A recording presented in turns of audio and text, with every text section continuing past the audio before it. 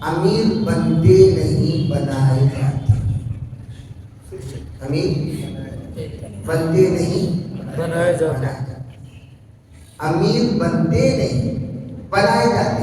یہ ایسا ہی اختلاف ہوا جیسے شیعوں کا۔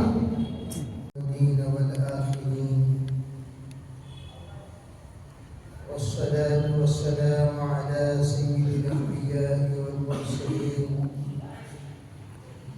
وخاتم النبيين ورحمة للعالمين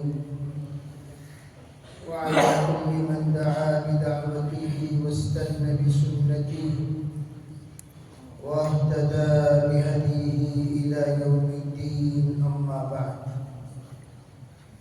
أعوذ بالله من الشيطان الرجيم. بسم الله الرحمن الرحيم.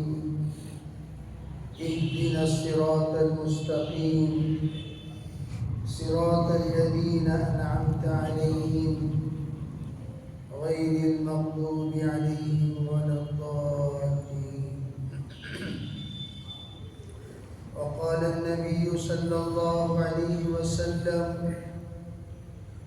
من يرد الله به خيرا يفقهه في الدين. وقال عليه الصلاة والسلام: إنما أنا قاسم والله يعطيه. اللهم أيدنا بتأييدك، اللهم أيدنا بتأييدك، اللهم أيدنا بتأييدك يا رب العالمين.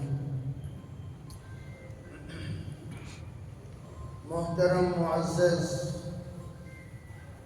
حضرات علماء کرام، بزرگان دین، عزیز ساتھیوں، اس وقت ہم لوگ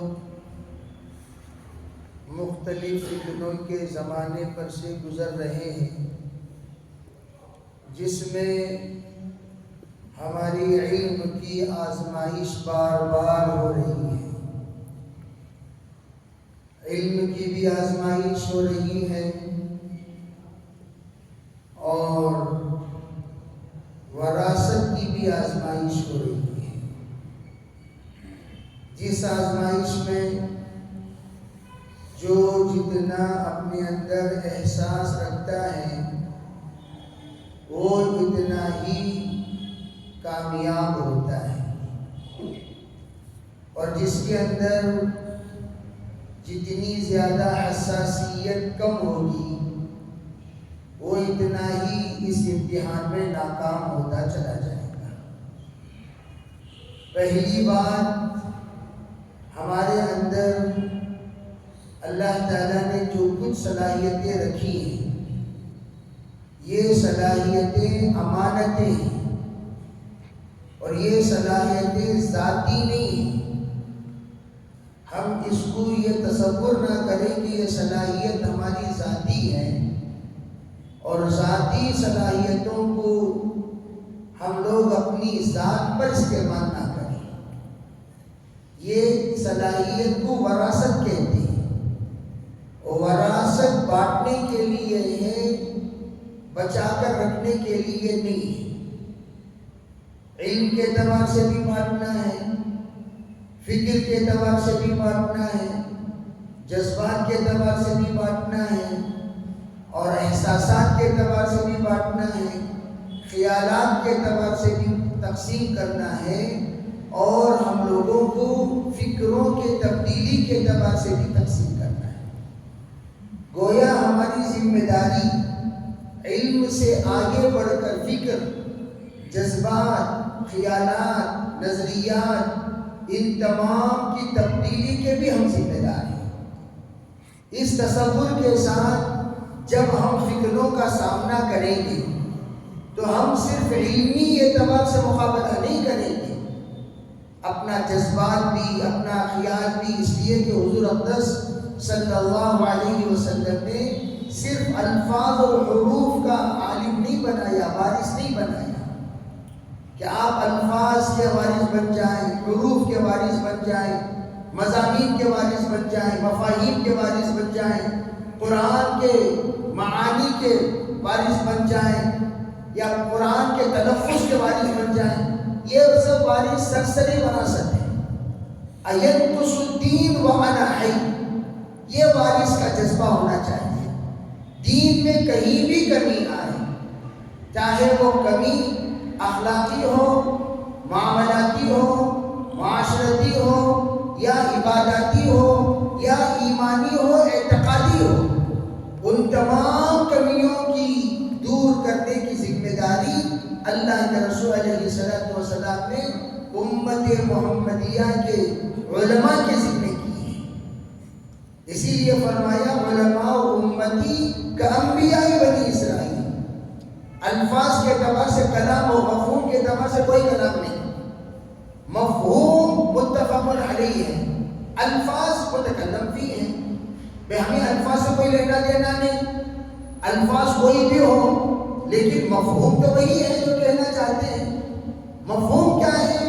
مفہوم یہ ہے انبیاء علیہ السلام بنی اسرائیل کی ذمہ داری کو نبھانے کے لیے جو جو محنتیں کی وہ تمام محنتیں ہم بھی کریں، تو وہ ہماری ذمہ داری ہے۔ اگر کسی کو دیکھو، بھی ایک بات صاف میں آپ حضرات کے سامنے واضح کر دینا چاہتا ہوں، کسی کو کوئی بات سمجھ میں نہیں آ رہی ہے تو وہ اس کی استعداد کی کمزوری ہے، وہ اس کے تعلقات کی کمزوری ہے، اس کی صحبت کی کمزوری ہے، اس کے خیال کی کمزوری ہے۔ اس لیے نہیں کہا جائے گا کہ قرآن اور حدیث کی کمزوری ہے۔ اگر قرآن کی باتیں ہمیں سمجھ میں نہیں آ رہی ہے تو اس کا مطلب کیا قرآن کی تفسیر کی کمزوری ہے؟ کوئی آیت ہمیں سمجھ میں، متشابہات ہمیں سمجھ میں نہیں آئی تو کمزوری کس کی ہے؟ متشابہات کی ہے یا ہماری ہے؟ تو ہم کیا کرتے ہیں، ہماری کمزوری کو، جو چیز ہمیں سمجھ میں نہیں آئی اس کی کمزوری بنا دیتے ہیں۔ تو یہ غلط بات ہے کہ جو باتیں ہمیں سمجھ میں نہیں آ رہی ہیں پھر سمجھو، پھر سمجھو، پھر سمجھو، بار بار سمجھو، سمجھ کے سمجھو۔ سمجھنا بھی ایک سمجھ ہے، سمجھ کے بھی نہ سمجھے وہ میری سمجھ میں نہ سمجھے۔ تو اس لیے ہمارے اسلاف کوئی بات سمجھ میں نہیں آئی تو سمجھتے تھے۔ حضرت رشید احمد صاحب گنگوہی رحمۃ اللہ علیہ کی خدمت میں حضرت شیخ الہند صرف جلالین کی چند آیتوں کے نکات کو سمجھنے کے لیے دیوبند سے سبق ختم ہونے کے بعد چلے اور راتوں رات جا کر گنگو پہنچے، وہاں جا کر بات کو سمجھا، پھر آ کر طلبہ کو سمجھا، اور ہم لوگ خود سمجھے نہیں، سمجھانا شروع کر دیں گے۔ یہ سب سے بڑی کمزوری ہے، خود سمجھے نہیں۔ بے سمجھدار سمجھاتا ہے تو ٹھیک ہے، بات سمجھ میں آئے گی۔ ایئرپورٹ کو کیا سمجھائے گا؟ ایک ایئرپورٹ خود ایئرپورٹ ہے، وہ سمجھا ہوا نہیں ہے، نہ سمجھنے کی کوشش کیا سمجھداروں سے۔ آپ کس سے سمجھے کوئی پوچھے تو وہ کہتے ہیں ان سے سمجھا۔ وہ انسان کو سمجھا ہوا نہیں ہے، جو نہ سمجھ ہے وہ آپ کو کیا سمجھائے گا؟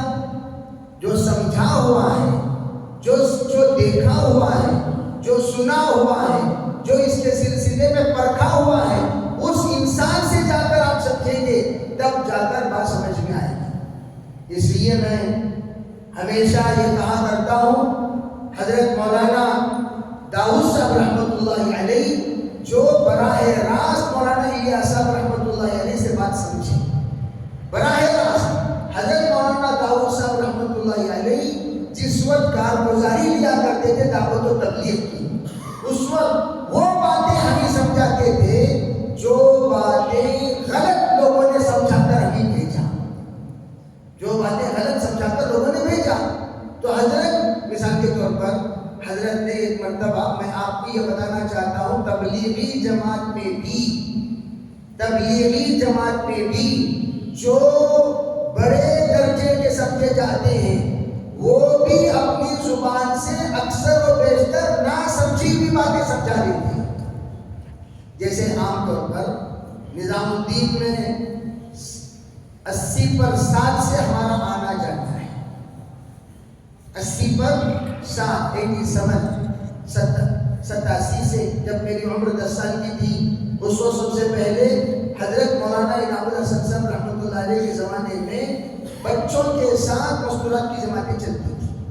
تب سے ہماری آمد رفت ہے۔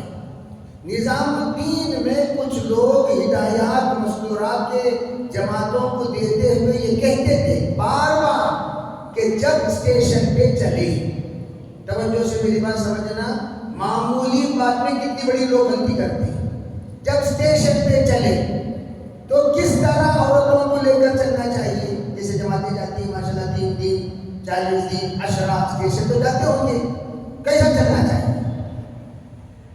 تو لوگ عام طور پر یہ کہتے ہیں سامنے ایک جماعت تین افراد سامنے جائیں مردوں کے، درمیان میں خواتین جائیں، پیچھے 3 افراد مرد حضرات جائیں۔ یہی ترتیب 99% لوگ سناتے ہیں، کرتے ہیں، اور اسی پر کارگزاریاں سنائی جاتی ہیں، واہ بھی پاتے ہیں۔ مولانا داؤد صاحب رحمۃ اللہ علیہ سے اس طرح کسی نے کارگزاری سنائی، اسے مولانا نے پٹائی کی، کہا ارے نالائق، تجھے یہ ترتیب بتایا کس نے؟ اگر ہم کہتے کہ یہ ترتیب بتایا نظام الدین کے ان لوگوں نے جنہوں نے روانگی کی بات کی، تو حضرت کے سامنے ان کی بڑی بے عزتی ہو جاتی، تو لوگوں نے ان کی عزت بچانے کے لیے کہہ دیا کہ حضرت بار بار اسی طرح مذاکرے میں سننے میں آیا تو ہم نے اسی طرح کیا، غلط۔ ہر ایک اپنی بیوی کے ساتھ چلے گا، ہر ایک، ارے بات سمجھ میں آ رہی نہیں ہے، یہ تو اس میں ہو گیا، ہر ایک اپنی بیوی کے ساتھ چلے گا۔ اگر تیری بیوی کا پیر پھسل جائے تو اٹھائے گا کون؟ سامنے والا، پیچھے والا؟ تو تیری بیوی کو سنبھال کر چل، یہ ترتیب ہے۔ آج بھی ہزاروں غلطیاں کرتے لوگ، ایک گاڑی میں عورتوں کو بٹھا دو بھائی، ایک گاڑی میں مردوں کو بٹھا دو بھائی، عورتوں کی گاڑی کے رستے میں چلے جاؤ بھائی، امیر سر پر امیر 6 عورتوں کا محرم ہوتا ہے۔ میں آپ کو اس لیے بتانا چاہتا ہوں، تبلیغ والوں کو خود تبلیغ کا پتہ نہیں ہے، تبلیغ والوں کو خود تبلیغ کا پتہ نہیں۔ میں ہزاروں مرتبہ لوگوں سے میں نے یہ پوچھا بتاؤ ٹرین میں سنانے کی ترتیب کیا ہے؟ میں آپ کو یہ عنوان کیوں بتا رہا ہوں، بتاتا ہوں۔ ٹرین میں سنانے کہتے ہیں کہ یہ کیبن میں لائن سے عورتیں سو جانا، ایک طرف مرد سو جانا، ٹھیک ہے، یہی ترتیب پر 99.99 لوگ چلتے ہیں، لیکن میں نے ان کو بتایا مولانا داؤد صاحب کی بات، ادھر تیری بیوی سوئے تو اس کے سامنے تجھے سونا ہے، پردہ کر لو، ادھر اس کی بیوی اس کے سامنے، یہ جیسے ادھر بیوی سو رہی ہے، پھر تم ادھر بیوی سوئے، ادھر وہ، پھر ادھر بیوی سوئے، یعنی وہ دیکھیں گے بیوی ٹو بیوی، بیوی ٹو بیوی، لیکن یہاں رہے گا پردہ، ہر ایک بیوی کے سامنے کیا رہے گا؟ بھائی سمجھ میں آ رہی نہیں آ رہی؟ یہ کوئی سنکن بکن ہو کر سننے کی بات نہیں ہے، جو میں کہہ رہا ہوں بات سمجھ میں آ رہی ہے نہیں آ رہی ہے؟ تاکہ اگر کوئی ضرورت پڑ جائے استنجا کی، کس کو اٹھائیں گے؟ یہاں 6 کے 6 مرد حضرات سوئے ہوئے ہیں، 6 کے 6 کو کیسے اٹھاؤ گے بھائی؟ یہ تو ماشاءاللہ پرانے دعوت کے ساتھی ہیں، 10 بار گئے ہیں، وہ بہت سارے میں گئے ہوں گے۔ ترتیب کیا ہے سنانے کی؟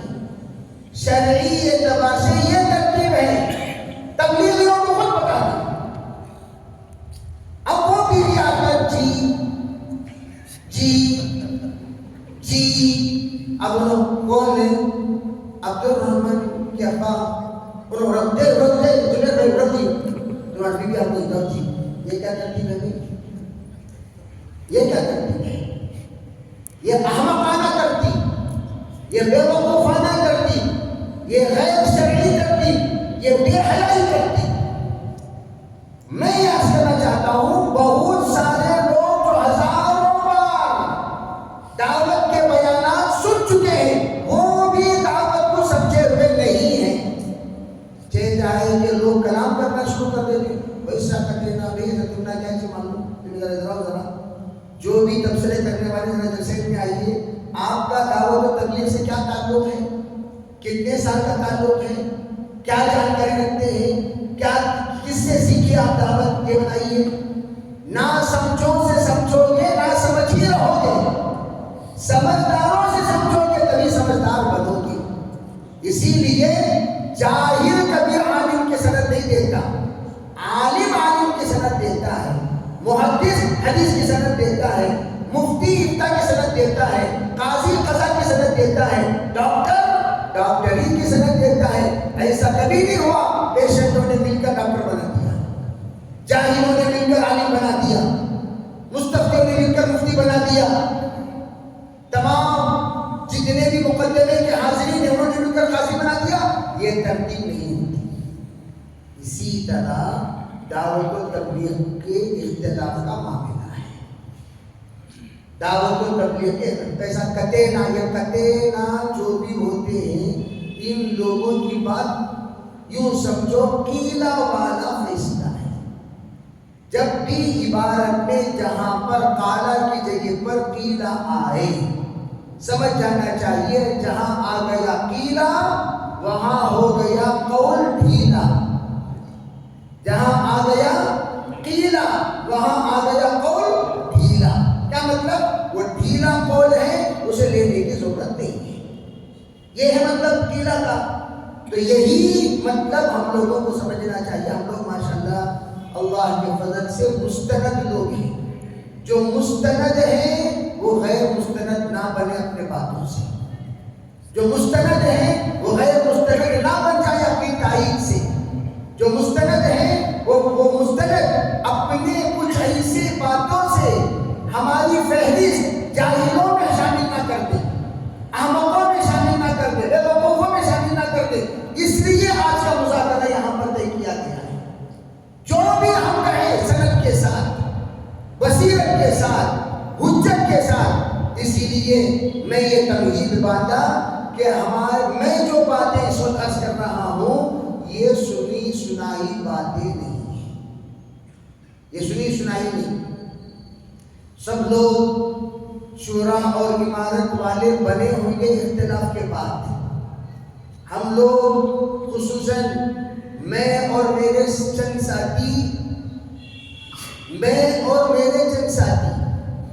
خصوصاً مولانا سعد صاحب ان کے سلسلے میں یہ اختلاف پیدا ہونے سے 18 سال پہلے ہی سے اختلاف کرتے ہیں.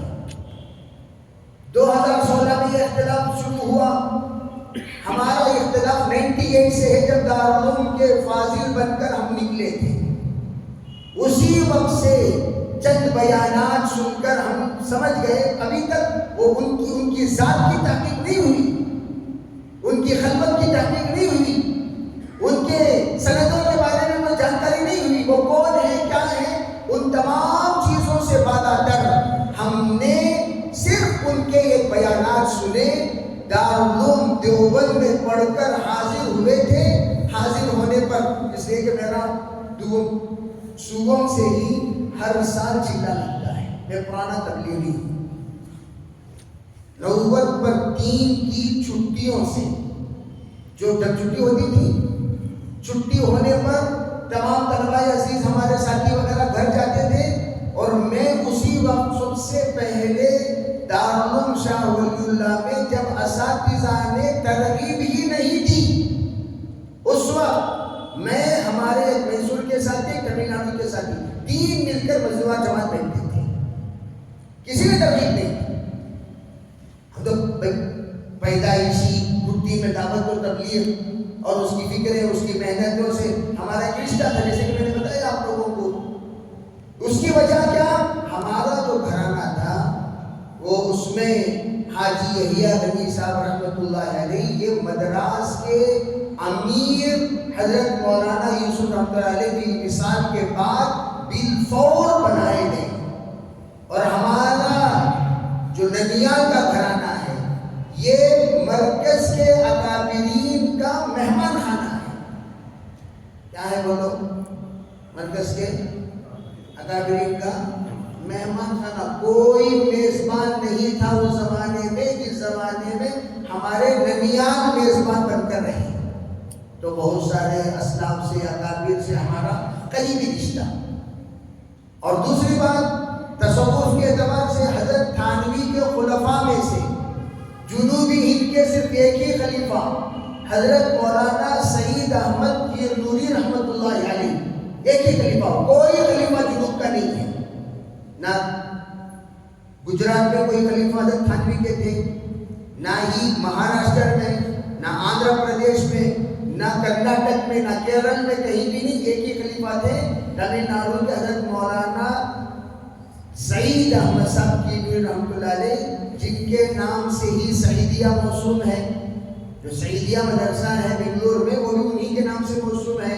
حضرت ابو سعود صاحب رحمۃ اللہ علیہ کے وہ شیخ تھے.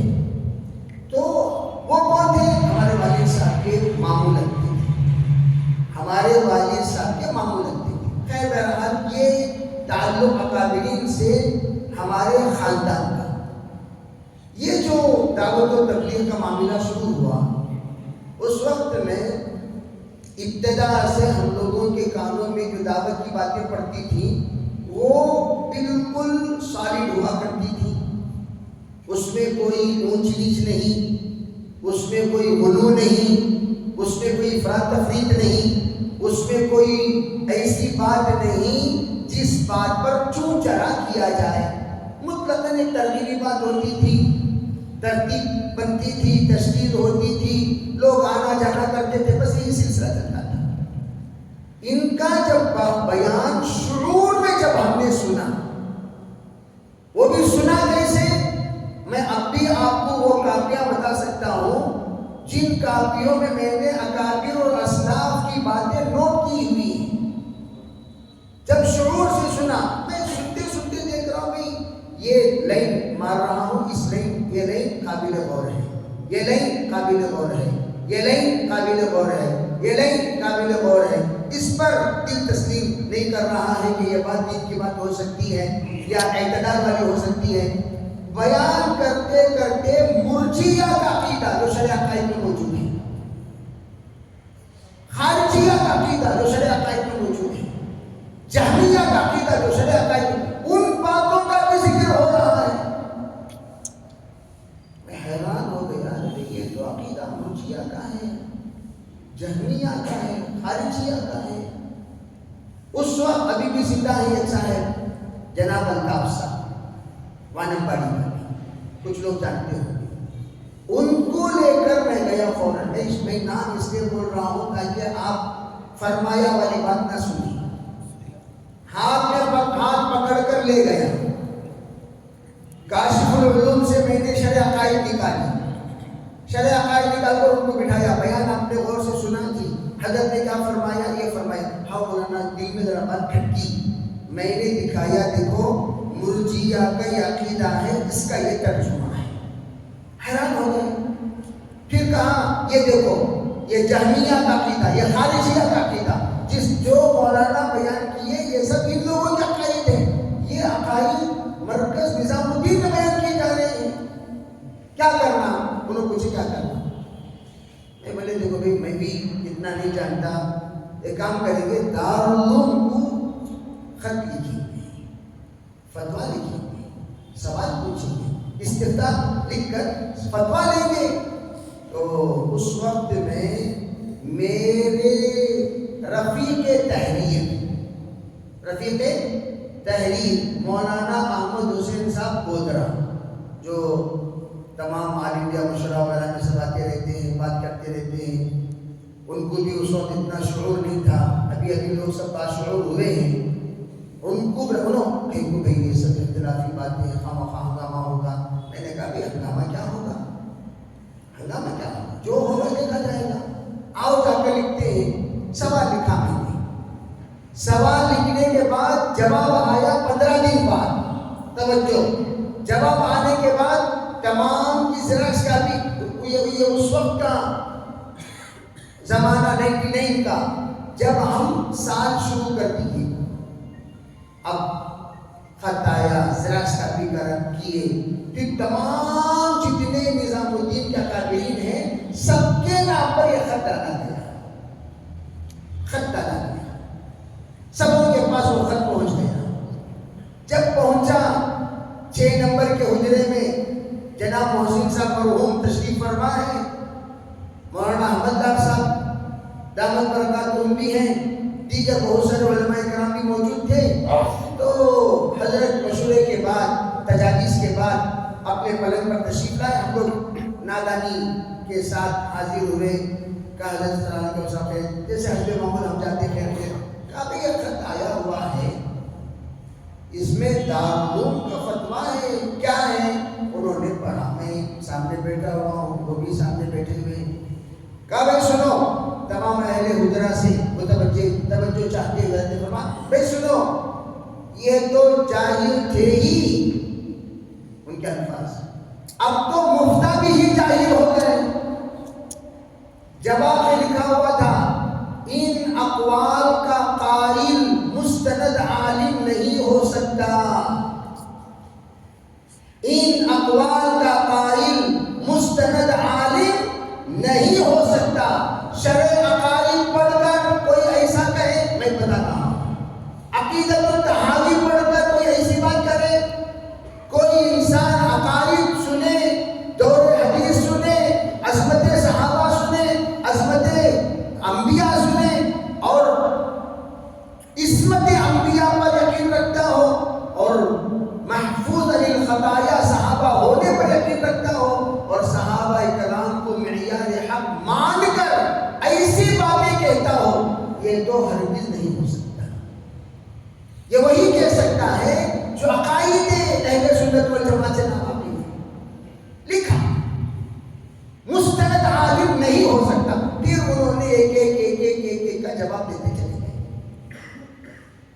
میرے عزیز بھائیوں، وہاں سے میں نے سوچا بھئی جب یہ مستند عالم نہیں ہے، بعد میں نے تحقیق کرنا شروع کیا کہ انہوں نے پڑھا کیسے۔ بہت سارے یہاں ڈپلیکیٹ اپنے حسین بن جاتے۔ ہمارے کرناٹک میں ایسے بے خوفا بھی ہیں، ایک صاحب مفتی بول کر چکبلاپور میں جامعہ مسجد میں امام و خطیب تھے، انہوں نے ہنگامہ کر دیا چکبلاپور میں کہ میں آ کر مفتی ہوں، دارالعلوم دیوبند کا فاضل ہوں، میں چنا ہوں، میں چنا ہوں۔ میری جماعت پہنچی، میں جماعت معاملے کی طرح جا کر سر علیہ صاحب خیریت کر دیتا، ماشاء اللہ دیوبند کے، ہاں حاجی دیوبند، اچھا ماشاء اللہ، کہاں کب فارغ ہوئے آپ؟ انہوں نے کہا فلاں وقت میں فارغ۔ اچھا ماشاء اللہ، کون کون آپ کے اساتذہ میں سے؟ چاروں میں جو استاد آپ پڑھائے ان کا نام دے دیں۔ میں بولا حضرت دارالعلوم کا فاضل ہوں، میں آپ کی طرح 1 سال 2 سال والا نہیں، 5 سال والا، مجھے پتا ہے کون کون کہاں کہاں پڑھا، کیا پڑھا کرو۔ ایک صاحب معاف کرنا، آپ ذرا وہ یہ دھوکہ ہے، ایک کو دے دے چھتری کا ماں۔ یہاں سب اردو بیٹھے رہتے ہیں، مفتی یہاں چڑھانے میں لوگ ذرا ان کو چڑھا دیے تو ان کو چڑھا دو، مفتی صاحب مفتی صاحب۔ وہ مفتی صاحب کہاں پڑھا، کہاں سے سند لیا، کس سے سند لیا، کس کے پاس تقریر کیا، کس کے پاس اس نے تربیت حاصل کی، کون اس کا مربی ہے، کچھ نہیں جانتے۔ بس سند افتاء 2500 روپے میں دارالعلوم کی سیل کے ساتھ بک رہی ہے، لے کر آ گئے۔ اس طرح کے جعلی مولوی، چاہے وہ دعوت، تب جا کر مجھے پتا چلا آن جناب والا کے ساتھیوں سے ملاقات ہوئی، تحقیق کرنے پر کہا یہ شہزادے تھے مدرسے کے۔ کیا تھے؟ تو مدرسے کے شہزادے ہوتے نہیں ہوتے، مودی صاحب کے بیٹے شہزادے ہوتے ہیں، سرپرست صاحب کے بیٹے شہزادے ہوتے ہیں۔ اس طرح بھی جو مالکان کی نسل، آئندہ ہونے والا مالک، آئندہ ہونے والا یجمان، آئندہ ہونے والے امیر، آئندہ ہونے والے آقا، ان کا تو مقام ہی مقام ہوتا ہے۔ اس لیے اس مدرسے میں آپ آئیے، 10 سبقوں میں ایک سبق میں اگر فرصت ملی تو تمام چھٹیوں سے آ کر بیٹھتے تھے۔ ان کا بیٹھنے پر ان کو احساس، استاد کا احساس، استاد ہونے کا احساس مل جاتا تھا، استاد ہونے کا احساس۔ اس پر فخر، میرے پاس بھی مولانا سعد پڑھے ہیں، میرے پاس بھی مولانا سعد پڑھے ہیں۔ دیکھو استاد کا ادب اس کے پاس ہوتا ہے جو استاد سے ادب سے استفادہ کیا، جو استاد سے بے ادبی سے استفادہ کیا ہو اس کے پاس کا ادب نہیں ہوتا، وہ بے ڈھنگا ہوتا ہے، وہ بے ڈھنگا۔ آپ اس کے ڈھنگ سے ہی سمجھ جا سکتے ہیں اس نے استاد سے کتنا ادب سے استفادہ کیا۔ جو اتنے بڑے ان کے ابو کے استاد مولانا یعقوب صاحب رحمۃ اللہ، ان کو کہتے تھے مولوی یعقوب کا ہے بھائی، بھائی بولے آپ کو نظر نہیں آ رہے کہاں صاحب جی سب کیا نہیں ہے. بھائی بولے احمد کا ڈالے. میں نے مولانا ابراہیم صاحب کو صاحب لگاتے ہوئے سنا. جو سنا وہ سنا, جو نہیں سنا وہ نہیں سنا. یہ جملے اسی نالائق شاگردوں کی زبان سے نکلتے ہیں جس نے زانوے تلفظ ڈھنگ سے اختیار نہ کیا, جسے کہتے ہیں غدار شاگرد, بے وفا شاگرد, نمک حرام شاگرد. آگے امتحان کبھی نہیں. کیوں ہونے والے امیر صاحب کا اگر کسی کتاب میں فیل نمبر آ جائے یا کسی کو کیا بچا کے کوئی اسے فیل کر دے اور پھر اس مدرسے میں استاد بن کر رہے, ایسا ہو سکتا ہے. اسی وقت سے ڈان بعض ہوتے ہیں, ڈانس ان کا دبدبہ چلتا ہے, تمہیں فیل کر کو دے گی, تمہیں دوسرے سال رکھنے کا نہیں, فیل کر کو دے گی, دم رہا تو فیل کر کو دے. تو فیل کرنا ہی کیوں, امتحان لکھو ہی مت, آپ آتے رہیے, ترقی پاتے رہیے, کامیاب ہوتے رہیے. چیلنج کے ساتھ یہ بات درج کر رہا ہوں, ان کی زندگی میں امتحان دیے ہوئے تمام آپ 1000 نمبرات نکال کر دکھاؤ. آپ لوگ بھی ماشاءاللہ مدارس کے فضلاء ہیں, ہم سب کے نمبرات ہیں نہیں ہیں, یہ الگ چیز ہے, کسی کو یاد ہے کسی کو یاد نہیں ہے, لیکن امتحان دیے کہ نہیں دیے بھائی؟ ارے بولو بھی دیے, بولنے والا بہت کم ہے نا, کیا قصہ, امتحان دیے نہیں دیے, سب مستند ہے نہیں ہے, سب کے پاس نمبرات ہے نہیں ہے, بہریت کے ممتحن ہے نہیں ہے, نہیں ہے. الحمدللہ بولو بھائی. میں پوچھوں گا نہیں آپ کی سند کہاں ہے, گھبراؤ میں نہیں پوچھوں گا. میں یہ پوچھنا چاہتا ہوں لیکن ہے ضرور, جو القاب ہم لگا رہے ہیں مولانا کی سند ہمارے پاس موجود ہے, حافظ آپ نے لکھا, حفظ کی سند آپ کے پاس موجود ہے, آپ کے ممتحن موجود ہے, قاری آپ نے لکھا, قرات کی سند آپ کے پاس موجود ہے, آپ نے مفتی لکھا, افتاء کی سند آپ کے پاس موجود ہے, قاضی لکھا, قضا کی سند آپ کے پاس موجود ہے, مناظر ہیں آپ, باقاعدہ آپ نے تعاقب کا, تدارک کا, اور پھر ان کے ساتھ جتنے بھی آداب گفتگو ہیں باطل فرقے سے, ان کے تمام آداب سے آپ واقف ہیں, آپ کے اس معاملے میں استاد ہیں, آپ کو محاضرات کی سند انہوں نے دی ہے, تو آپ باقاعدہ مناظرہ کرنے کا حق رکھتے ہیں. یہ تمام علوم مستند علوم کہلائے جاتے ہیں. اب جناب والا مولانا ہے. میں تو بہت سارے باتوں کے بعد یہ سوچ کر کہا بھی مولانا کیسے کہیں, اللہ مولانا لا مولا لکم. یہ مولانا کی طرح تو بات نہیں کر رہے, مسٹر کی طرح بات کر رہے ہیں. ان کی تو بات آج کل جو مس, یعنی شریعت اور قرآن کو مس کرو, ٹر بول کو پھاڑ دو, شریعت اور قرآن کو مس کرو, ٹر بول کر پھاڑ دو. مس ٹر کیا مطلب, مس کرو, عقائد اہل سنت کو مس کرو, پھاڑ دیجیے. اسی طرح ان کی گفتگو مولانا کی طرح نہیں ہے. کس کی طرح ہے, کس کی طرح ہے بھائی؟ ان باتوں میں سے ایک بات, تقریباً ان کی باتیں 115 ہیں. دیکھو ذاتی آپ پر نہیں جا رہا ہوں, ان کی ذات پر کوئی لینا دینا نہیں, ان کے مزاج سے کوئی لینا دینا نہیں, ان کی عیاشی سے کوئی لینا دینا نہیں, ان کی آزادی سے کوئی لینا دینا نہیں, ان کی لائف سٹائل سے کوئی لینا دینا نہیں. یہ سب ان کے تفردات ہیں, انفرادیت ہے, ان کی خلوتیں ہیں. ان خلوتوں کو جھانکنے کی ہمیں ضرورت, ولا تجسسوا, ولا تجسسوا. ٹھیک ہے بھائی, ان کی ضرورت نہیں. یہ الگ چیز ہے. اس کے سلسلے میں بہت ساری خبریں پھیلی ہوئی ہیں, ان تمام چیزوں سے قطع نظر ہم سب یہاں شریعت کی بات شریعت کے حدود کے اندر سننے کے لیے بیٹھے ہوئے ہیں. ہم اتنی ہی سنیں. ہمارے یہاں قرآن پاک کا مقام کیا ہے, حدیث پاک کا مقام کیا ہے, قرآن کے لیے اول راوی کون ہے. راوی اول قرآن پاک کے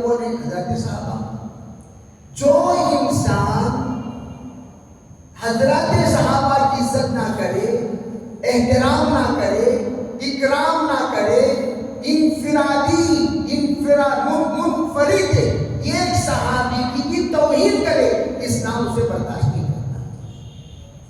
چنانچہ میں ہمیشہ حدیث کے درس میں حضرات محدثین کی نزاکت کو بتایا کرتا ہوں۔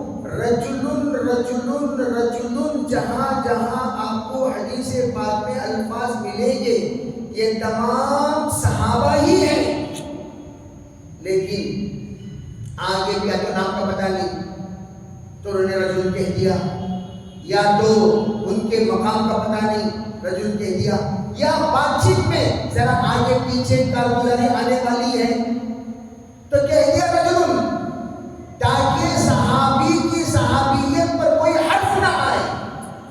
اتنا لحاظ حضرات محدثین نے کیا ہے۔ جب اتنا لحاظ حضرات محدثین کیے، ذرا توجہ سے میری بات سمجھنا، ہم لوگوں کو اتنا لحاظ رکھنا چاہیے۔ میں پوچھتا ہوں آپ حضرات سے، مولوی سعد کا نام جڑنے کے بعد فتویٰ بیانی میں آپ کے اندر اس طرح کا زلزلہ کیوں آ جاتا ہے؟ مولوی سعد کا نام ہٹا کر اگر آپ سے پوچھا جائے، جواب بڑے غرضدار انداز میں آپ دیتے ہیں۔ جب مولوی سعد کھانگلوی کا نام اس کے ساتھ جوڑ دیا جاتا ہے، پھر فتوے میں خفت کیوں پیدا ہو جاتی ہے؟ فتوے میں خفت کیوں پیدا ہو جاتی ہے؟ جس وقت پوچھا گیا کسی بزرگ سے، حضرت نصیحت فرمائے، حضرت نے فرمایا اللہ نہ بن، رسول نہ بن۔ کہا حضرت اللہ کو بننا کیسا ہو سکتا ہے، رسول بننا کیسا ہو سکتا ہے؟ آپ نے کیا فرمایا؟ کہا جو چاہے ہو جائے، یہ ہے اللہ بننے کا مطلب۔ میں جو چاہوں وہ ہو جائے، یہ ہے اللہ بننے کا مطلب۔ جو مجھے نہ مانے جہنم میں جائے، یہ ہے رسول بننے کا مطلب۔ اگر نہیں سمجھے اللہ بننے کا مطلب کیا ہے؟ اللہ بننے کا مطلب کیا؟ جو میں چاہوں وہ ہے اللہ بننے کا مطلب۔ جو مجھے نہ مانے وہ جہنم میں جائے، وہ ہے۔ اس لیے کہ کائنات میں اذا اراد شيئا ان يقول له كن فيكون فان الامر بين الكاف والنون، یہ ہے اللہ بننے کا مطلب۔ اللہ کہے ہو جا تو ہو جائے، یہ اللہ بننے کا مطلب۔ رسول بننے کا مطلب جو مجھے نہ مانے وہ جائے جہنم میں، لا الہ الا اللہ محمد۔ صحابی کے سلسلے میں بھی ہم یہ فتویٰ نہیں دیتے۔ تو مولانا سعد صاحب کا جب اختلاف شروع ہوا، مکالمہ میں تو چاہتا تھا وہ یہاں پلے کروں، لیکن آپ حضرات سب سن چکے ہیں۔ ان کا اس اختلاف میں ایک جملہ ہے، جو مجھے امیر نہ مانے وہ جہنم میں جائے، میں جو چاہوں وہ کر سکتا ہوں۔ جو میں جو چاہوں وہ کر سکتا ہوں۔ ان کے الفاظ بعد میں آپ کو گروپ میں شیئر کروں گا، ٹھیک ہے بھائی؟ ارے ٹھیک ہے، ایک متعلق آپریشن ہو جائے۔ ابھی بسم اللہ بولو، ابھی بسم اللہ خانی ہو رہی ہے، ابھی میں ملفوظات بولنا انہی کی زبان سے جو مجھے امیر نہ مانے وہ کہاں جائے؟ لا الہ الا اللہ محمد رسول اللہ۔ جو مجھے امیر نہ مانے وہ کہاں جائے؟ جہنم میں جاؤ۔ میں پورے دنیا میں امیر ہوں، جو مجھے امیر نہ مانے جہنم میں جاؤ۔ نمبر 2، میں اسی جملے کے ساتھ ہے، میں جو چاہوں گا وہ کر سکتا ہوں۔ کیا مطلب؟ کوئی مجھے روک نہیں سکتا۔ گویا سنو اچھی طرح، تبلیغ میں ایک بندھن ہے مشہور۔ حضرت مولانا یوسف رحمۃ اللہ علیہ، حضرت مولانا الیاس رحمۃ اللہ علیہ، حضرت مولانا انعام الحسن صاحب رحمۃ اللہ علیہ، حضرت مولانا اظہار الحسن صاحب رحمۃ اللہ علیہ، جتنے اکابر فیصل گزرے ہیں فیصل. میں امیر نہیں کہہ رہا ہوں. کیا کہہ رہا ہوں؟ بولو بھی کیا کہہ رہا ہوں؟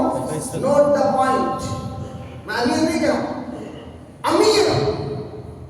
امیر کا درجہ کیا ہے وہ تو آپ علماء ہونے کے حصے سے نہیں کہہ رہا ہوں. امیر کا درجہ خلیفہ کا نہیں ہے. یہ احمقانہ استدلال ہے. کوئی کہتا ہے امیر کی خلافت سے رشتہ. امیر جماعت اسلامی کا بھی امیر ہے کہ نہیں ہے؟ ارے بھی بولو بھائی ہے کہ نہیں ہے؟ غیر مقلدین کا امیر ہے کہ نہیں ہے؟ قادیانیوں کا عالمی امیر ہے کہ نہیں ہے؟ وہ لوگ دعوے میں کہتے ہیں دنیا کا کوئی امیر نہیں, دنیا میں کوئی امام نہیں سوائے ہمارے. یعنی کیا مطلب؟ ہمارے امیر یہ, ہمارے مقتدا یہ, ہمارے خطیب یہ. قادیانیوں کی مسجد میں اوپر ڈش بنا ہوا ہے, وہ ڈش کا خطبہ یہ سنیں گے. کوئی خطیب قادیانیوں کا خطبہ نہیں دے سکتا. نماز پڑھا سکتا ہے, خطبہ نہیں دے سکتا. خطیب وہی خطبہ دے گا اور وہی آپ کو نصیحت کرے گا. کوئی نصیحت نہیں کر سکتا. ایک ہی خطیب نصیحت کرے گا. پھر ہاتھ بندہ نماز ان کے جو امام ہے وہ پڑھا دے گا اپنی جگہ پر, لیکن خطبہ جو ہوگا وہ لندن سے ریلے ہوگا. ان کا امیر ہے.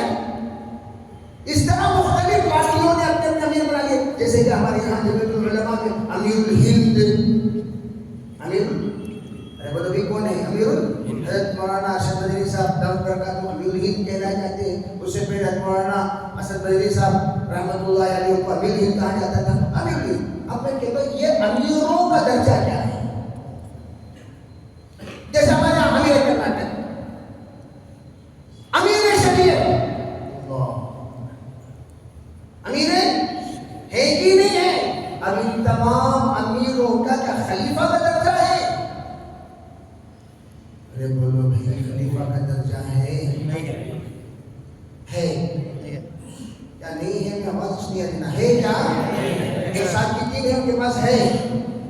ارے وہ ہے درجہ, لیکن استدلال کیا کرتے ہیں؟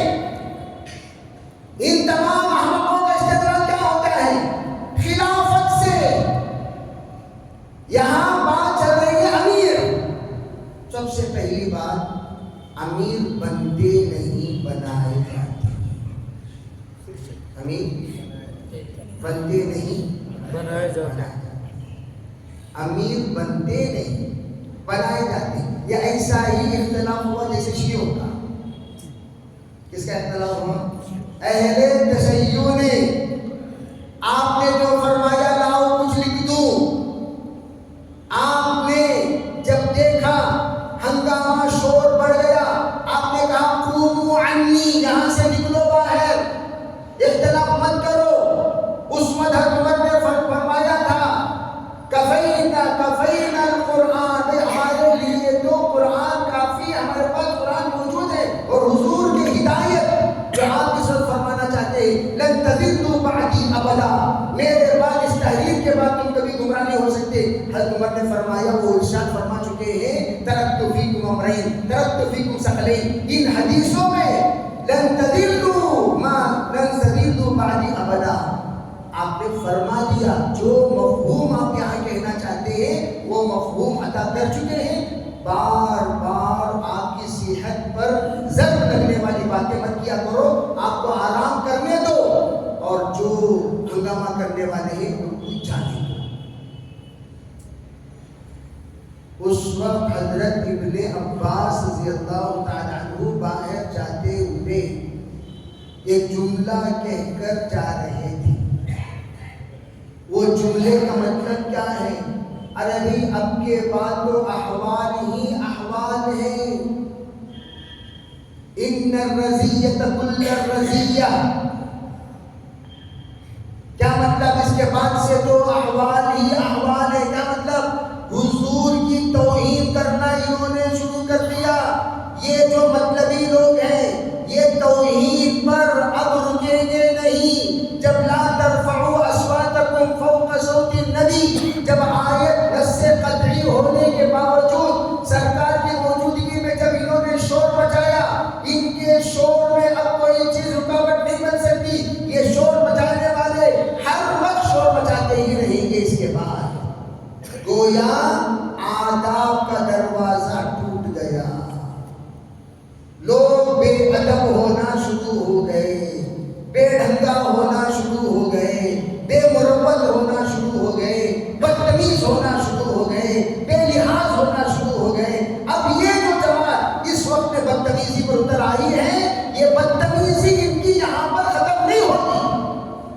میں اس کی وضاحت کے ساتھ روایت آگے موجود ہے، آپ ذرا مطالعہ کرتے ہیں۔ اسی طرح کا معاملہ یہاں پر حضرت جی رابع پر ہوا۔ وہاں پر کیا کہتے ہیں؟ خلیفہ بلافظ حضرت علی۔ اب جب آپ قیاس کر رہے ہیں تو ہم بھی تو قیاس ایسا کر سکتے ہیں، جب آپ قیاس کرتے ہیں تو ہم بھی تو کر سکتے ہیں۔ بہرحال ان تمام باتوں سے بالا تر یہاں جس وقت میں مولانا سعد صاحب کو مشورے کا ایک فرد بنایا گیا، شورا کا فرد، اس وقت شورا کا فرد کون تھے؟ حضرت ابراہیم دیولا، حضرت زبیر الحسن صاحب، حضرت سعد صاحب، یہ تین۔ توجہ سے آنسو۔ اب جب انتقال ہو گیا مولانا زبیر صاحب کا، پہلے میں وہ لوکیشن بتا دیتا ہوں جس لوکیشن کی بنیاد پر لوگوں کو وسوسہ پیدا ہوا۔ حضرت جی کے انتقال کے بعد مشورے کا کمرہ بند تھا۔ ذرا توجہ سے اس بات کو سمجھو۔ حضرت جی کے انتقال کے مولانا انعام رشید صاحب کے مشورے کا کمرہ بند تھا، ایک زمانے میں بند تھا۔ جب مولانا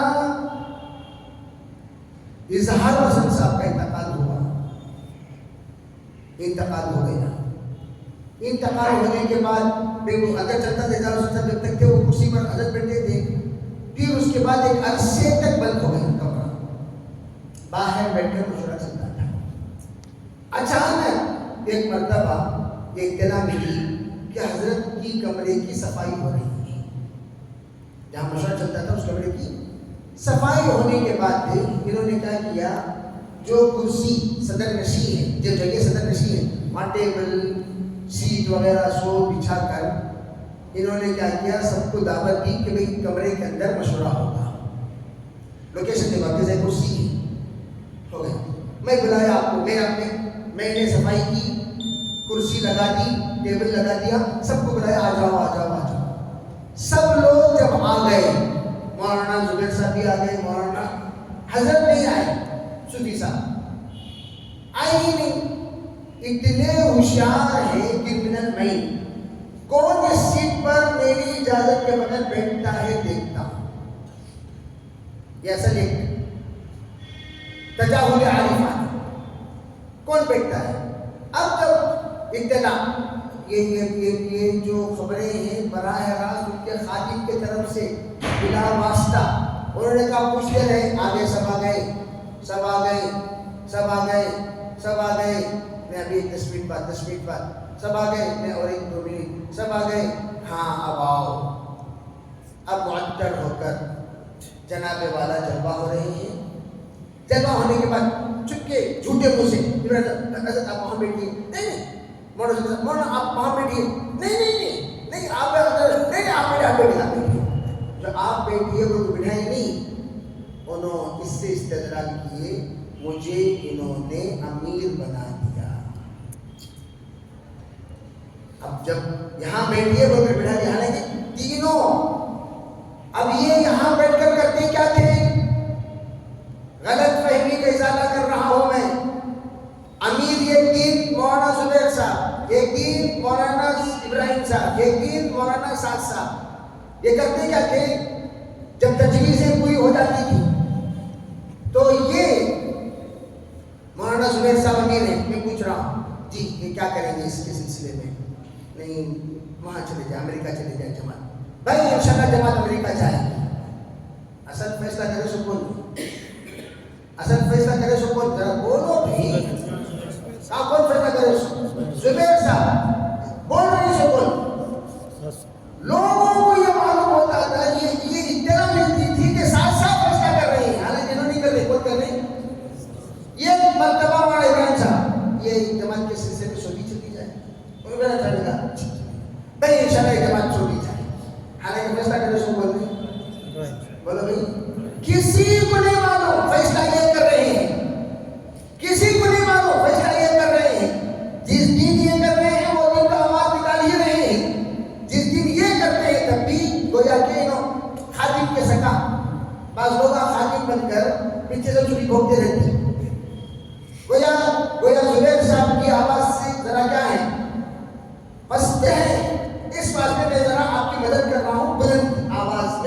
اطلاع دے کر.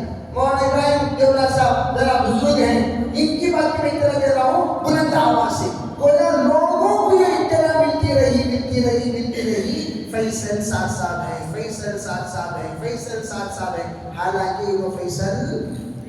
بات سمجھ میں آئی نہیں؟ یہ ہے بات جو غلط فہمی ہے لوگوں کی. یہ چیز میں کیوں بول رہا ہوں؟ وہ کرسی.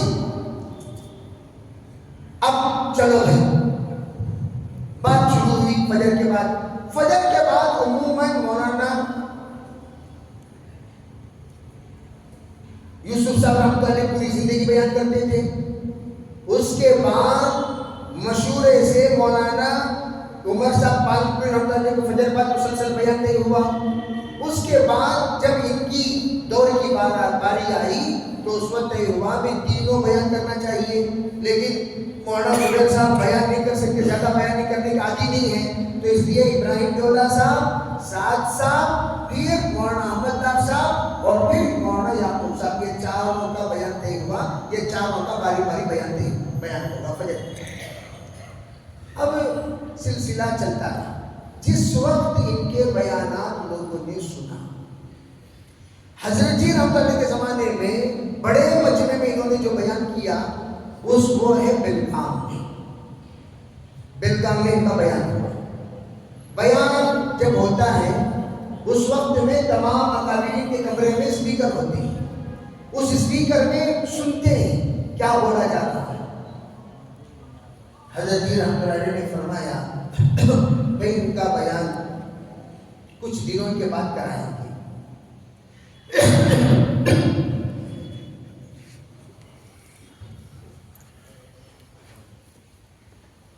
ہم بیان ان کے کچھ دنوں کے بعد کرائیں گے. کیوں؟ بہت ساری باتیں قابل غور تھی, بہت ساری باتیں قابل غور تھی. خیر بیان ہو گیا.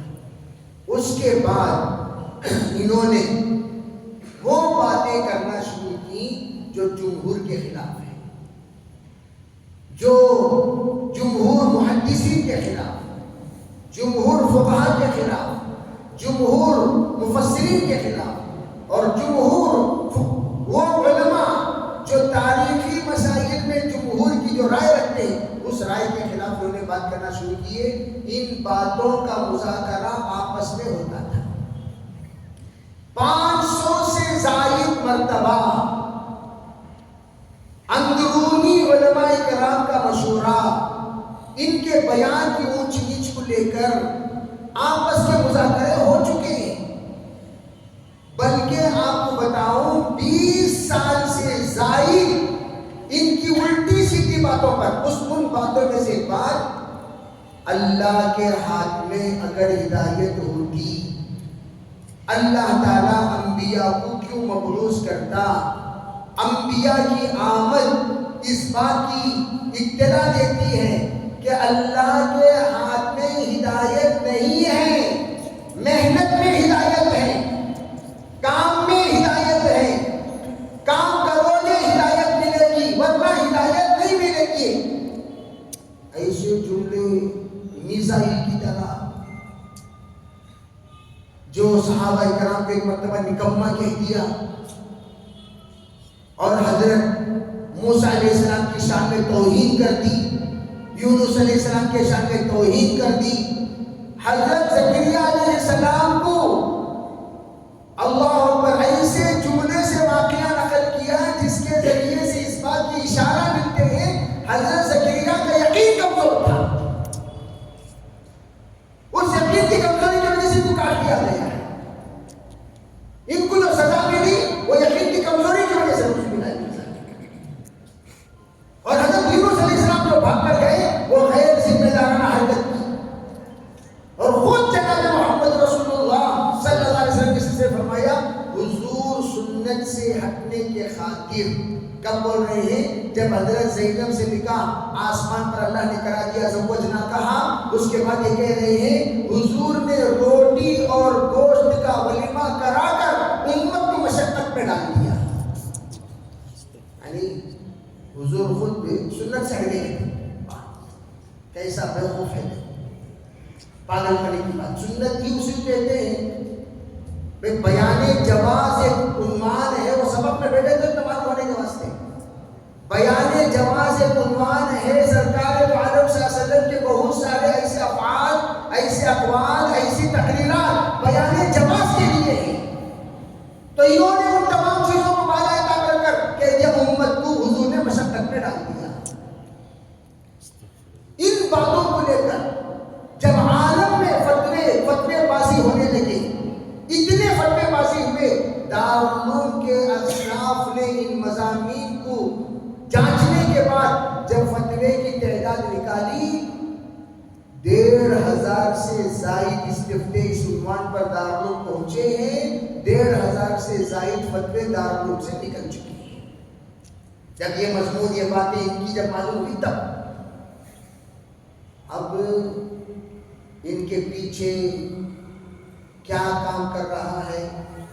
الزام کے طور پر نہیں، یقین کے طور پر، الزام کے طور پر نہیں، یقین کے طور پر۔ ایک زمانے سے یہ ایک ایسا انسان، ذرا میں کھل کر کہوں، جیسے ٹیپو سلطان کے ساتھ میر صادق، ویسے ایک انسان کو تلاش کر رہے تھے، کوئی مل جائے تبلیغ میں، کوئی مل جائے تبلیغ میں، کوئی مل جائے تبلیغ میں، جو ہماری بول بولے، جو ہماری بات کرے، جو ہماری طرح انگلی کرے، جس طرح غیر مقلدوں کو انگریزوں نے قائم کیا تاکہ وساوس پیدا ہو، اسی طرح کا مزاج والے کو تلاش کرتے کرتے کرتے جناب والا جب کرکٹ سے محبت کرنے والے پائے۔ کس سے محبت؟ بولو بھائی کس سے؟ کرکٹ۔ جب میں 89 پر 7 میں گیا، حضرت کے بالا سالن کا وہ گرتے تھے، بالا کو تو بیٹ کے بال، بیٹ بال، وہ بالا نہیں، حضرت کے جو بالا ہیں، انہوں مارے کو تو وہ بالا پا گرتا تھا سالنے میں، مارے کو تو بعض مرتبہ وہ مطبع پرانا مطبع پیچھے تھا، اس مطبع سے لوگ بیچارے شیپ میں لے کر آتے، بال پڑنے کی وجہ سے روٹی کی جاتے، حضرت نہیں ٹھیک ہے، کیا مطلب؟ آپ کا گرانا درست ہے، آپ کا کرنا درست ہے، آپ نے سالن میں بال گرایا، ٹھیک ہے، منظور ہے، اسے ہم امرت سمجھ کر واپس کر رہے ہیں، دھو کر پھر دوبارہ مارتے رہیے، برکتیں گرتے رہے۔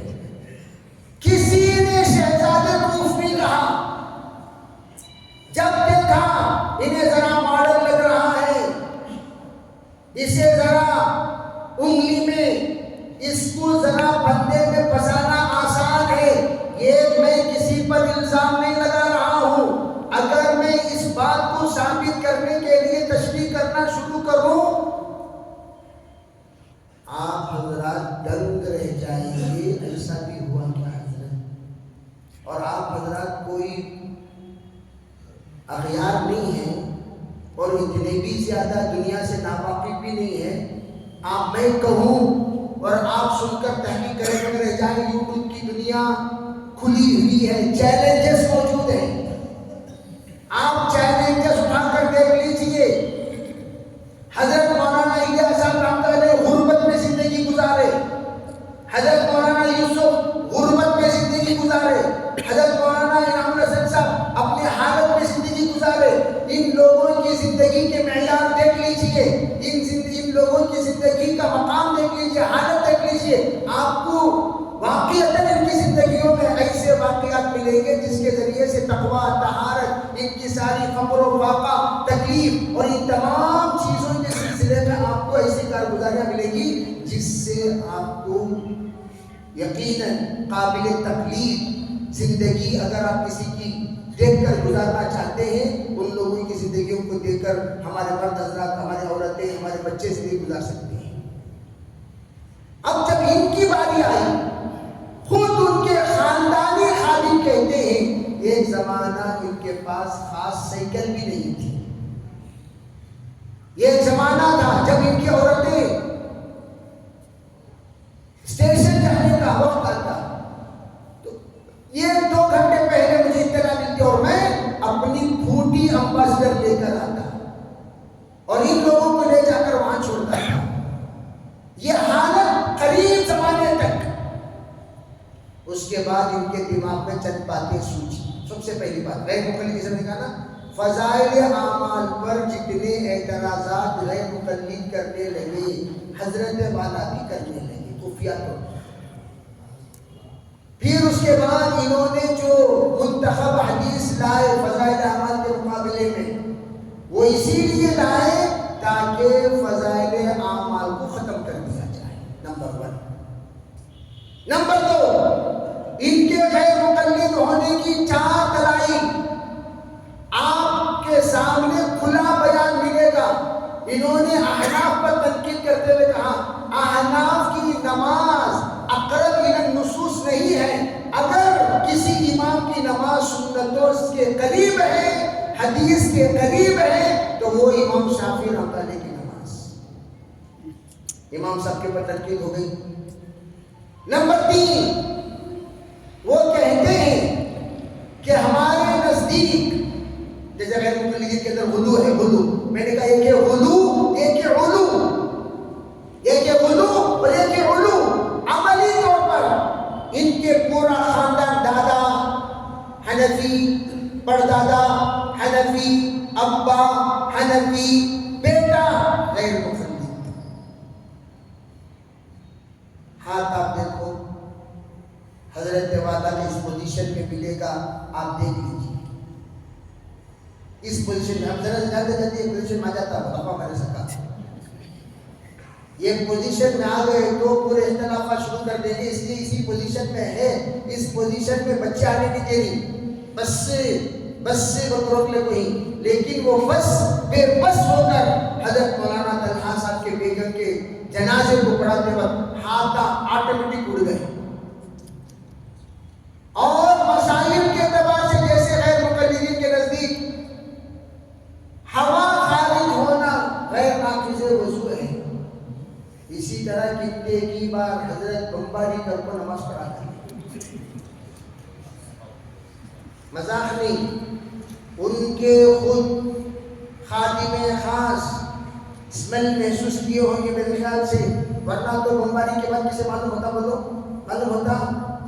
یہ خود کہتے ہیں میں خود ایک نماز مغرب میں موجود تھا، اقامت کہہ دی گئی، آج بھی اقامت کہنے والے مولانا انیس صاحب باحیات ہیں، ان سے جا کر پوچھا انیس احمد صاحب سے، اقامت کہہ دی گئی، اچانک اقامت کہنے والے نے کہا بھائی تھوڑی دیر بیٹھ جائے، بڑی پیار سے بولتے ہیں وہ تو سب بیٹھ گئے۔ اقامت ہونے کے بعد یہ اس لیے کہ وہ اقامت اسی وقت بولتے ہیں جب امیر مومنین آ کر محراب پر کھڑے ہوتے ہیں، امیر مومنین آنے سے پہلے اقامت کبھی بھی بولتے نہیں ہیں۔ تو جب اقامت کہہ دی گئی، کھڑے ہونے کے بعد جب بٹھایا گیا، حیرانی آئی کہ کیسے بٹھایا گیا۔ بعد میں مجھے فیض الہی کے بائیں طرف کے حجرے میں بٹھا کر ان کا خادم خاص مولانا یاسین صاحب میواتی، ابھی بھی باحیات میں فون کر کے آپ پوچھ لیجیے، انہوں نے کہا میں نے محراب پہنچنے سے پہلے اطلاع دی حضرت تمہارا وضو نہیں ہے، وضو کر لیجیے پھر نماز پڑھائیے۔ پھر وہ واپس آئے تو کہنے لگے میری یاد دہانی پر 16-17 مرتبہ کر وضو کیے ہیں، پتہ نہیں بغیر وضو کے کتنی نمازیں ادا کریں۔ جو نظام الدین میں نماز آپ پڑھ لے کوئی ہی یا پڑھ چکے ہیں، اللہ کے واسطے قضا کر لیو، تراویح بھی قضا کر لیو، بلا کسی جھجک بول رہا ہوں میں کر لیو۔ ہوا جاتے جاتے میں نماز پڑھا سکتے، حضرت ہوا آئے گی پیچھے موقع نہیں کر سکتے، حضرت کی طرف سے برکات پہنچ رہی ہیں، رحمتیں اندر سے نکل رہی ہیں، عجیب کیفیت محسوس ہو رہی ہے۔ ہو سکتا ہے یہاں سے یہ حالت غیر مقلدیت۔ نمبر 3، ان کے عقیدہ اس وقت خارجیہ کا ہو گیا، منکر اسباب۔ اللہ کا کلام کہتا ہے، اللہ کا کلام ما خلقت ھذا باطلا، یہ کہتے ہیں یہ بھی باطل قرآن کے خلاف، یہ بھی باطل قرآن کے خلاف، یہ بھی باطل قرآن کے خلاف، باطل کو ماننے والا باطل۔ حدیث میں ہے قسم کھانے والا سب سے بڑا جھوٹا ہوتا ہے، اور حضرت والا منہ کھولے تو قسم خدا کی، وہ بھی ایک قسم نہیں 100 بار میں قسم کھاتا ہوں کہ وہ تیری زبان کو تجھے یقین نہیں ہے کیا؟ جھوٹا کیا؟ جھوٹا بار بار قسم کھاتا تھا. ایک مرتبہ بتا رہا تھا عربی کشمیری لوگ بہت زیادہ قسم کھاتے ہیں بات بات پر. 2 کشمیری آ گئے اگر کہنے لگے صاحب آپ نے ہماری توہین کر دی کہ آپ نے کہا قسم کھاتے ہیں بار بار, تو ہم خدا کی قسم نہیں کھاتے. میں نے کہا اب آپ نے کیا کہا ذرا دہرائیے. نہیں میں آپ کو میں نے یہی بات میں نے کہی کہ آپ بار بار قسم کھاتے ہیں. قسم کھانے کیا بار بار؟ بھائی جو انسان اپنی جھوٹا ہو اپنی بات کی یقین دلانے کے لیے, ہاں بھائی وہ نص سے ثابت ہے قسم کھاؤ, تواتر سے ثابت ہے قسم کھاؤ. قسم کھا کر یہ کہتے ہیں پینٹ شرٹ پہن کر نماز پڑھنے والوں کی نماز 100 بار قسم کھا کر کہتا ہوں نہیں ہوگی نہیں ہوگی نہیں ہوگی. دنیا کا ایک فتویٰ نکالا دو پینٹ شرٹ پہن کر. ہاں میں بھی یہ کہتا ہوں, کیا کہتا ہوں بھائی اگر آپ سجدے میں جاتے وقت اوپر کی بنی اوپر چلی جائے, پینٹ نیچے اتر کر خط استوا نظر آئے, جہاں ہاتھ تک راستہ پہنچ جائے, سمجھ جائیے آپ کی نماز نہیں ہوئی. ہم اس وضاحت کے ساتھ کہتے ہیں نماز نہیں ہوئی, مطلق نہیں کہتے نماز نہیں ہوئی. ہم مطلق نہیں کہتے نماز نہیں ہوئی. ہاں نماز اس وقت نہیں ہوگی جب سجدے میں جاتے وقت یہ معاملہ اگر پیش آ جائے تو نماز نہیں ہوگی, ورنہ نماز تو ہو جائے گی. لیکن یہ مطلقاً کہتے نماز نہیں ہوگی. اسی طرح کیمرہ فون کے بارے میں مطلقاً کہتے نماز نہیں ہوگی, یہ بات ہے. اور ان کی یہاں حیا کا صدیقی کے سلسلے میں تو میں نے KGF میں کچھ وضاحت کر دی, وہ ویڈیو آپ دیکھ لیجئے یا آڈیو سن لیجئے. میں ان تمام باتوں کی یہاں مقرر کرنا نہیں چاہتا. میں یہ عرض کرنا چاہتا ہوں ان کے عقیدے کا بگاڑ. دوسری بات, انہوں نے جو منتخب حدیث لے کر آئے یہ خاندانی عناد کی وجہ سے. خاندانی عناد اس کے سلسلے میں نہیں بتا سکتا کہ ان کی جو دوسری دادی ہیں انہوں نے ان کی ذہن سازی کی. جو بھی بات میں کہہ رہا ہوں اگر ان کے تعین کرنے والوں کے اندر دم ہے, میری بات کا انکار کرا کر بتا دیں دلائل سے. جب ان کی دوسری دادی آئی حضرت مولانا انعام الحسن صاحب رحمۃ اللہ علیہ کو قاتل ثابت کیا انہوں نے کہ یہی ہے تیرے باپ کے قاتل. نعوذ باللہ من ذالک. فرشتہ نما انسان صحبت یافتہ خلوت و جلوت میں لوگ بتاتے ہیں اس انسان کے کردار کیا ہے. خود صحابہ حضرت شیخ الحدیث قطب الاقطاب محمد زکریا صاحب کھانجوی رحمۃ اللہ علیہ نے فرمایا اگر کوئی اللہ کی تجلی کو دیکھنا چاہے کسی پر وہ انعام الحسن کو دیکھ لیا. اتنا نورانی شخصیت اس انسان کو انہوں نے کتنا ستایا. اس فطرت والے انسان نے آپ حضرت مولانا شاہی صاحب رحمۃ اللہ علیہ کی وہ کتاب حضرت جی سالس کے زمانے میں فتنوں کی برسات, ایڈریس دے رہا ہوں, کتاب کا نام بتا رہا ہوں, نوٹ کر لیجئے.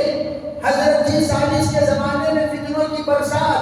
علماء کرام اس کتاب کا مطالعہ کریں, ان کی اندر کی خباثت کا آپ کو مطمئن ہو جائے گا. اور یہ انسان ہم 6 نمبر والے ہیں. ہم کون ہیں؟ بولو کون ہیں بھائی؟ اس لیے تمہیں اگر مجھے گاڑی گفٹ کرنا چاہے 6666 ہونا ضروری ہے. وہ 6666 نہیں رہی تو میں قبول نہیں کروں گا. چنانچہ حضرت والا کے پاس 3 گاڑی جو گفٹ میں آئی 6666. یہ ایسا نمبر لینے میں کتنا خرچہ ہوتا بولو بھائی؟ بڑی سادگی 6666 6 نمبر کے بس. مخلوقات کو دیکھنا سنت ہے میرے پیاروں. اس لیے صرف ایک 30 لاکھ کا گھوڑا,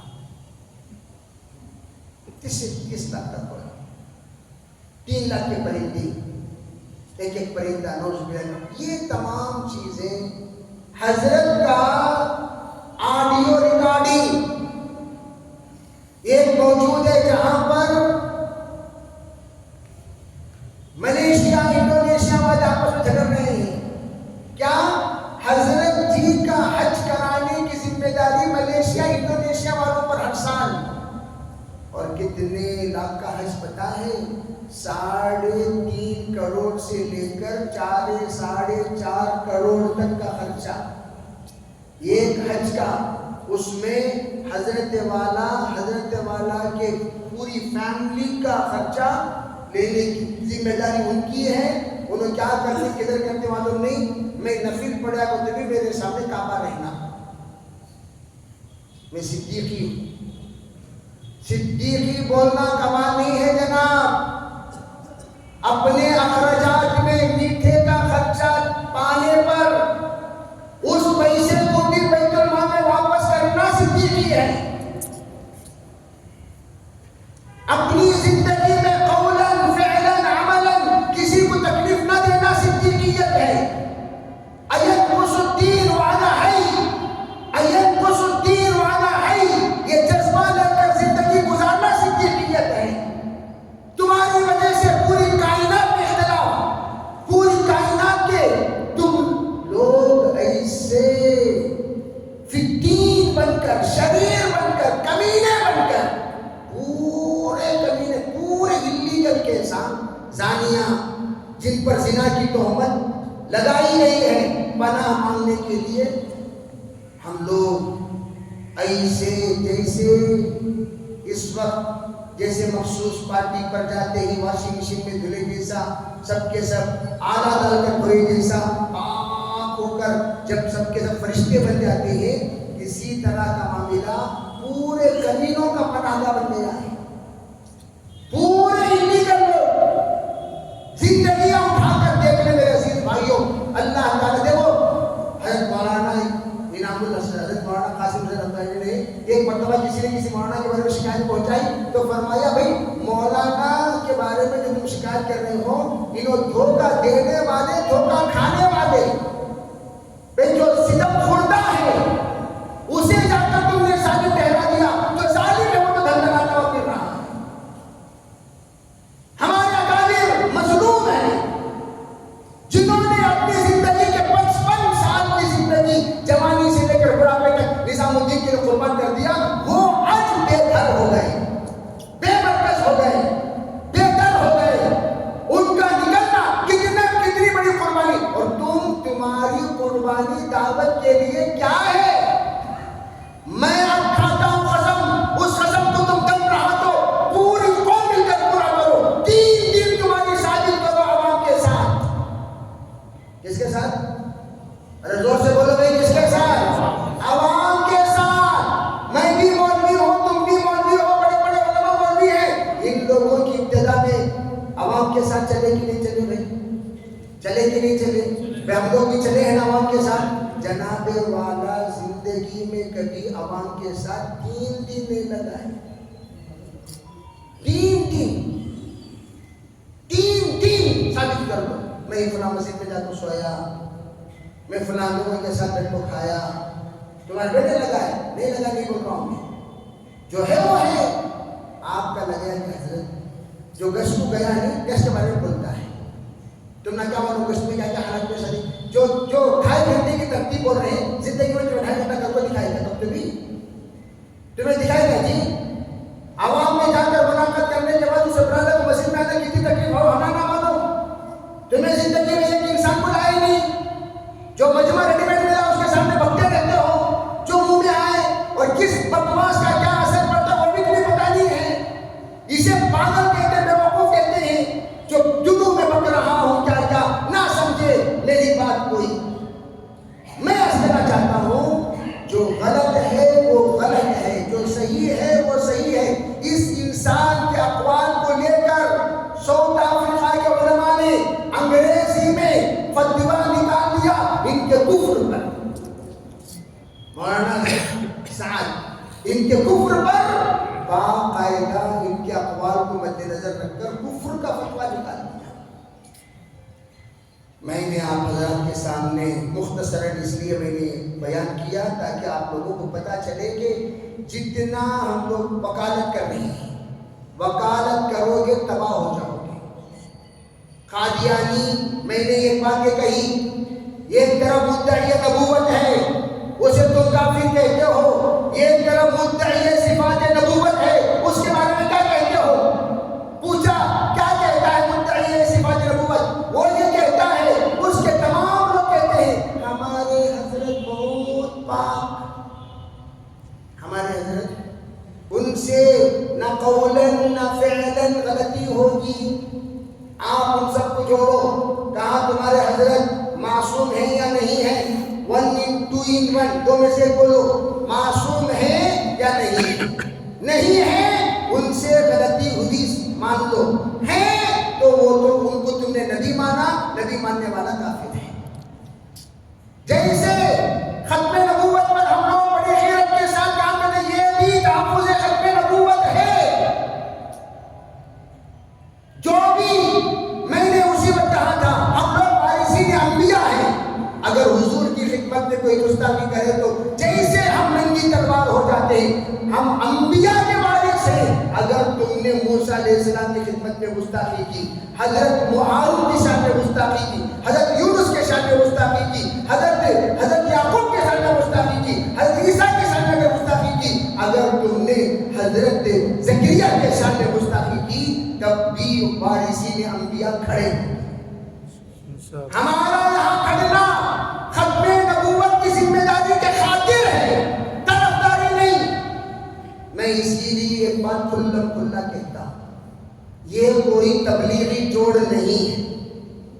ہماری حیثیت حضرت مولانا قاسم قریشی صاحب رحمۃ اللہ سے میں نے خود جا کر پوچھا، حضرت کچھ لوگ آتے ہیں اور ہم سے یہ سوال کرتے ہیں غیر مقلدین کے بارے میں، کیا ہم جواب دیں یا نہ دیں؟ عام طور پر تبلیغی لوگ تبلیغی علماء کو بزدل بناتے ہیں، کہتے ہیں نہیں ہمارا وہ تمہارا، ہمارا وہ تمہیں مجھے شامل کرو نا۔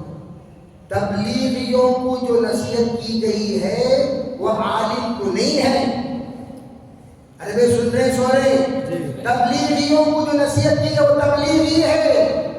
تبلیغی کو یہ کہا گیا کہ تو صرف معروفات پر گفتگو کر، منکرات کرنے کی تجھے اجازت نہیں ہے۔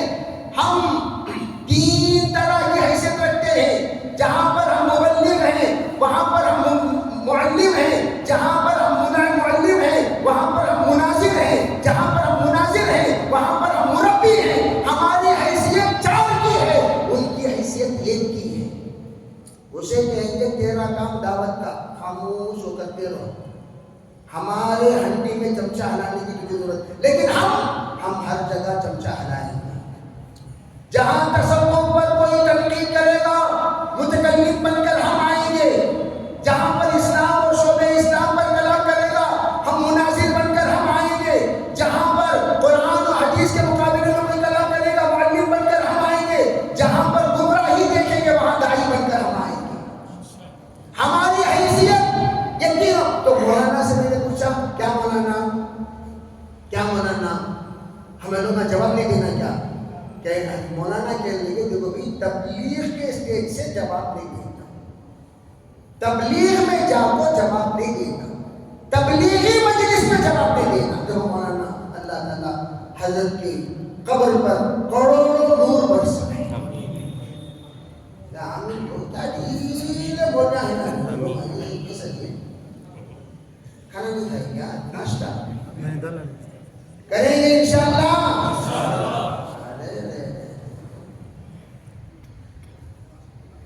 مسجد کی چھت گواہی دینا، وہاں تک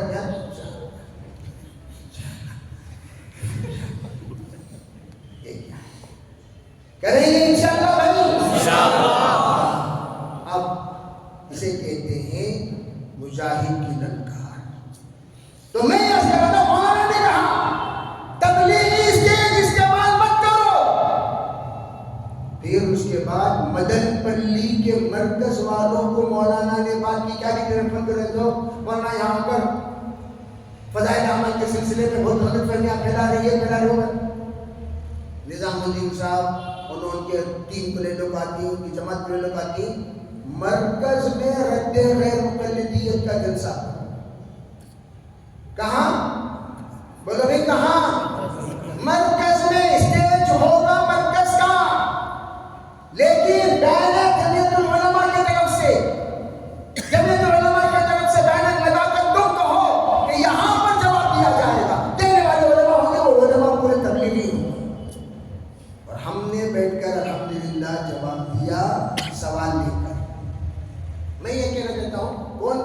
جواب نہیں دینا. فجادلہم باللتی، طارق جمیل صاحب اللہ تعالیٰ حضرت کی عمر میں سلامتی کے ساتھ عافیت کے ساتھ برکت نصیب فرمائے. علماء دیوبند کی سمجھ عطا فرمائے. آمین. کمزور ہو گیا. آمین. اگر مناظرہ کرنا کوئی نیکی ہے کیا؟ تو آپ نے قرآن کی مخالفت کر دی حضرت. فجادلہم باللتی ہی احسن. ہاں، جادلہم کا حکم کون دے رہا ہے؟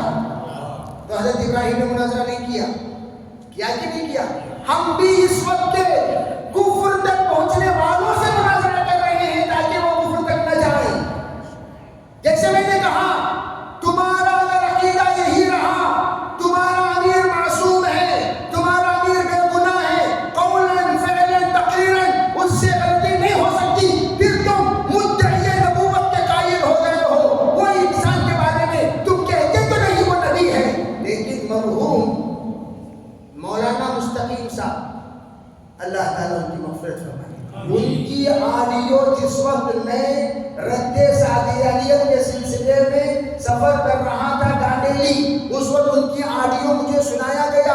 وہ عربوں سے بات کر وہ عوام کو جواب دیتے کہہ رہے ارے تم کہاں ہو بھائی، تم کہاں ہو؟ امیر مانے یا نہ مانے، مانے یا نہ مانے، اس چکر میں تم پھر رہے ہو. ارے فلسطین والوں نے تو مولانا سعد صاحب کو مہدی کہتے ہیں. کیا کہتے ہیں؟ کیا کہتے ہیں؟ یہ آڈیو ہے، گردش کرتے ہوئے آپ تحقیق کرو گے تو مل جائے گی. میرا فون فارمیٹ ہو گیا، تمام خزانے اس میں سے نکل گئے لیکن دماغ سے نہیں نکلے. مرحوم کے سلسلے میں ہم جھوٹ نہیں بولتے، اتنے بے غیرت بے شرم بے حیا نہیں ہے. قسم کھائے جھوٹ بولے، قسم کھائے جھوٹ بولے، وہ بھی جمہور کے اجماع پر. اتنا بڑا جھوٹا کون ہو سکتا ہے بولو؟ انہوں نے کہہ دیا قلم اور فنا سے کام نہیں ہوتا. ہم کہتے ہیں تمہیں جو قرآن پڑھے نجیب الخن وہ قلم سے پڑھے کس میں سے پڑھے؟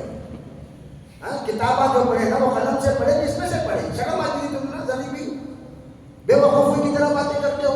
علماء کے خلاف بیان، ایک طرف علماء خدا کو کھدلنا، ایک طرف علماء کی زیارت کی عبادت سمجھو. ایک طرف علماء کو کھدلنا، ان لوگوں کی تنخواہ زانیہ کی تنخواہ سے بدتر ہے. ایک طرف کھدلنا، جو لوگ قرآن پڑھ کر پڑھا کر تنخواہ لیتے ہیں ان کی تنخواہ فاحشہ عورت کی کمائی سے بدتر ہے. ہمیشہ کون بھی گستاخ، ان کے علماء بھی گستاخ، ان کو بولو دم رہا تم نے تنخواہ کے بارے کام کرو رہے ہو کیا کرے. ان کو پوچھو تمہارے پاس تو یہ فون حرام نہ شرم آتی نہیں، تمہارے امیر کے خلاف یہ فون رکھ پھر رہی سو. انہوں خود ان کے امیر کے مخالف یہ بات پہنچائیے ان کو. اگر تم امیر کو صحیح امیر مانتے ہو تنخواہ نہیں لینا. چنانچہ پاگلوں کی ایک جماعت گدوال برابر ہے، مجھے میری بات ختم ہو جائے گی. پاگلوں کی ایک جماعت گدوال گئی، گدوال میں اسباب کے خلاف اس پاگل انسان کا بیان سن کر سرٹیفکیٹ پھاڑ دیا، سرٹیفکیٹ پھاڑ دیا. اور ان لوگوں نے آج بھی آپ جا کر دیکھ سکتے ہیں یہ کئی لوگ گدوال میں وہ ہیں جو سرٹیفکیٹ پھاڑ کر اسکریپ کی دکان کھولے کر. میں نے کہا اسکریپ کرنا بھی تو اسباب ہے، کیا کرنا ہے اس کا؟ خالی منہ کھولے بیٹھنا.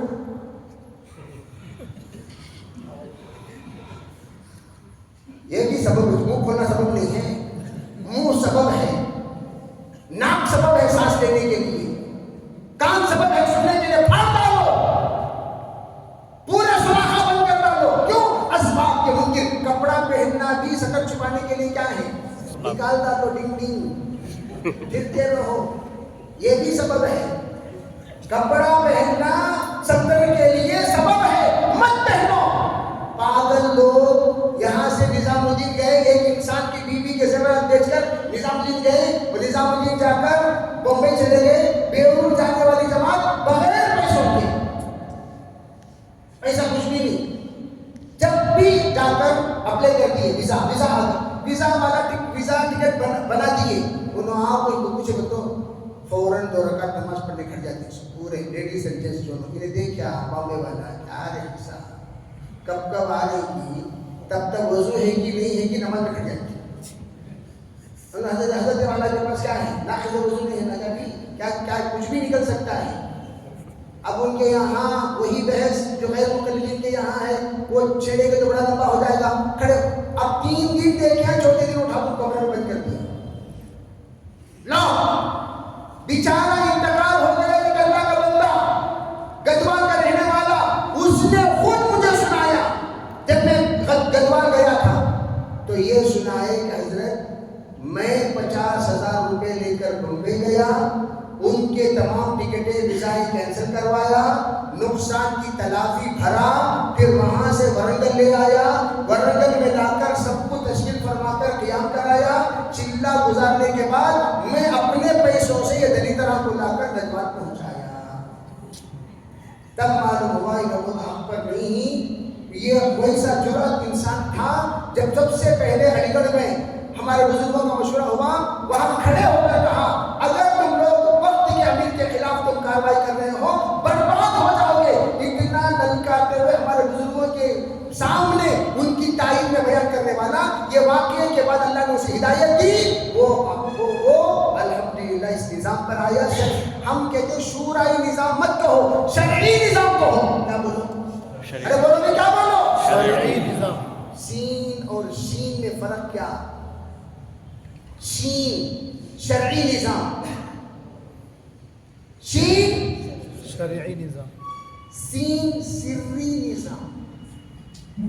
پورے کاماں اندر اندر ہوتی ہے. سو جیسے شیعوں کے یہاں تقیہ ہے, شیعوں کے یہاں کیا ہے, تقیہ ہے, اس طرح پورے کاماں کہاں ہوتی. حلیمہ سعدیہ کا قصہ اندر اندر وہ ہمیں سب بولتے تھے, اسے بھی نہیں بولنا استغفر اللہ, اللہ ہم سب کو معاف فرمائے. توبہ کریں گے انشاءاللہ بھائی.